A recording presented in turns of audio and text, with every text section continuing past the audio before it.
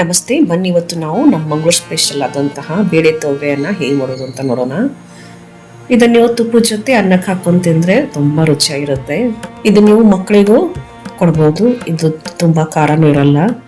ಬನ್ನಿ ಹಾಗಾದ್ರೆ ನೋಡೋಣ ಇದನ್ನ ಹೇಗೆ ಮಾಡೋದು ಅಂತ.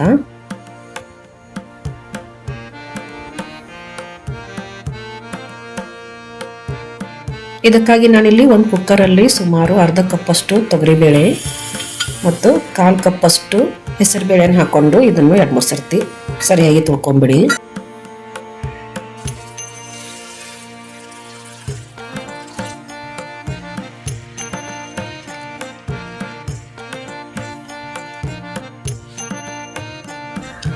ಬೇಳೆ ಎಲ್ಲ ತೊಳ್ಕೊಂಡಾದ್ಮೇಲೆ ಇದಕ್ಕೆ ಒಂದು ಮೀಡಿಯಂ ಗಾತ್ರದ ಟೊಮ್ಯಾಟೊ ಸಣ್ಣಗೆ ಹೆಚ್ಚಿರೋದು ಹಾಕೊಳ್ಳಿ.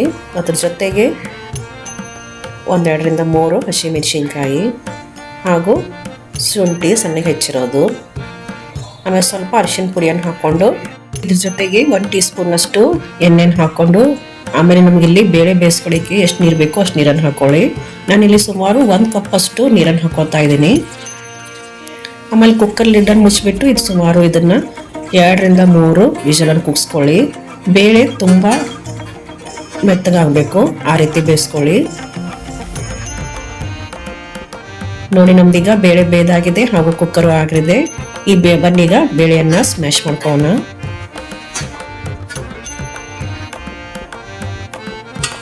ನೋಡಿ, ಬೇಳೆ ಈ ತರ ಮೆತ್ತಗಾಗಬೇಕು, ಕಾಳಾಗಿರಬಾರ್ದು, ಅಂದ್ರೆ ನಮ್ಮ ತೊವೆ ಚೆನ್ನಾಗಿ ಬರುತ್ತೆ.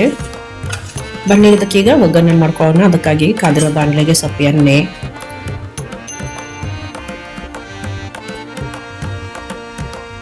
ಎಣ್ಣೆ ಕಾದ್ಮೇಲೆ ಇದಕ್ಕೆ ಸ್ವಲ್ಪ ಸಾಸಿವೆ, ನಂತರ ಸ್ವಲ್ಪ ಜೀರಿಗೆ, ಆಮೇಲೆ ಸ್ವಲ್ಪ ಇಂಗನ್ನು ಹಾಕೊಳ್ಳಿ. ಇದ್ರ ಜೊತೆಗೆ ಸ್ವಲ್ಪ ಕರಿಬೇವು ಸೊಪ್ಪು ಹಾಗೂ 2ರಿಂದ 3 ಒಣಮೆಣಸಿನ್ಕಾಯಿ. ಆಮೇಲೆ ನಾವು ಇದಕ್ಕೆ ಬೇಯಿಸಿಟ್ಟಿರುವ ಬೇಳೆನ ಹಾಕೋಬೇಕು.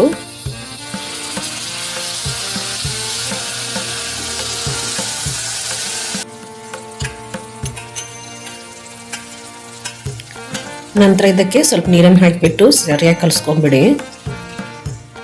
ನೋಡಿ, ನಿಮಗೆ ನೀರು ಇನ್ನೂ ಸ್ವಲ್ಪ ಬೇಕಂದ್ರೆ ಇನ್ನೊಂದು ಸ್ವಲ್ಪ ನೀರನ್ನು ಹಾಕೋಬಹುದು.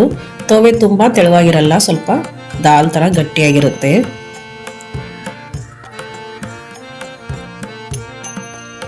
ಆಮೇಲೆ ಇದಕ್ಕೆ ಸ್ವಲ್ಪ ಬೆಲ್ಲ,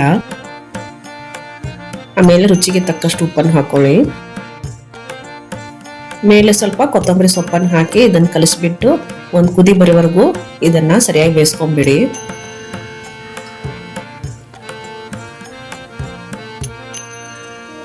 ಮೇಲೆ ಸ್ವಲ್ಪ ಲಿಂಬೆಹಣ್ಣನ್ನು ಹಿಂಡ್ಕೊಂಡ್ಬಿಡಿ. ಇದು ಆಪ್ಷನಲ್, ನೀವು ಬೇಕಂದ್ರೆ ಹಿಂಡ್ಕೊಳ್ಳಿ, ಇದು ಸ್ವಲ್ಪ ಹುಳಿ ಬೇಕಂದ್ರೆ, ಇಲ್ಲಾಂದ್ರೆ ನೀವು ಇದನ್ನ ಸ್ಕಿಪ್ ಮಾಡ್ಕೋಬಹುದು.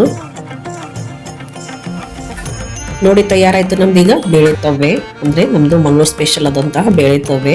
ಇದನ್ನ ನೀವು ಬಿಸಿ ಬಿಸಿ ಅನ್ನಕ್ಕೆ ಸ್ವಲ್ಪ ತುಪ್ಪನ್ನು ಹಾಕೊಂಡು ತಿಂದ್ರೆ ತುಂಬಾ ರುಚಿಯಾಗಿರುತ್ತೆ.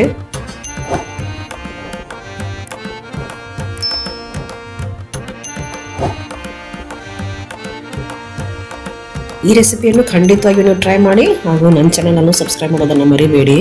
ಧನ್ಯವಾದಗಳು.